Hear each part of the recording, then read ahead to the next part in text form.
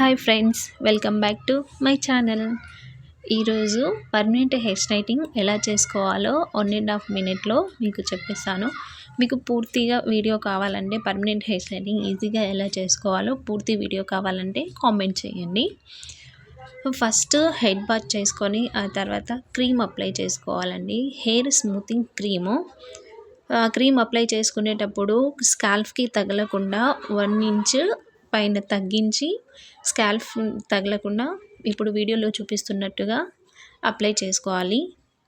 మొత్తం అప్లై చేసుకున్న తర్వాత 30 to 45 మినిట్స్ అలాగే ఉంచి ఆ తర్వాత హెడ్ బాత్ చేసుకోవాలి. హెడ్ బాత్ చేసి మళ్ళీ బ్లో డ్రై చేసి హెయిర్ స్ట్రైట్నింగ్ చేసిన తర్వాత మళ్ళీ న్యూట్రలైజర్ క్రీమ్ అనేది ఉంటుంది.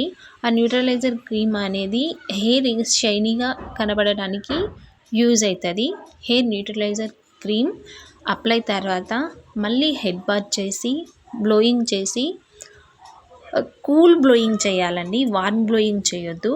కూల్ బ్లోయింగ్ చేసి హెయిర్ స్ట్రైట్నింగ్ చేసుకోవాలంటే మనం neutraliser cream and hair smoothing cream use చేసాం కదా, హీట్ తగిలితే హెయిర్ డ్యామేజ్ అవుతుంది.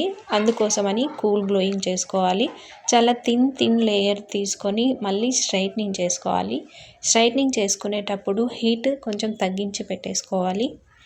ఈ వీడియో కనుక మీకు నచ్చినట్లయితే లైక్ చేయండి, మీ ఫ్రెండ్ అండ్ ఫ్యామిలీకి షేర్ చేయండి.